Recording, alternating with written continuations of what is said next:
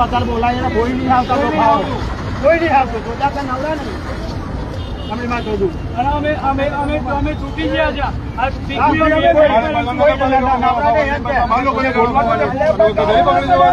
કોણ કાઢું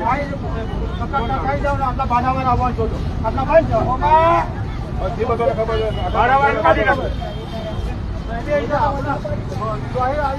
નગરપાલિકાના ખેડ કોર્પોરેટર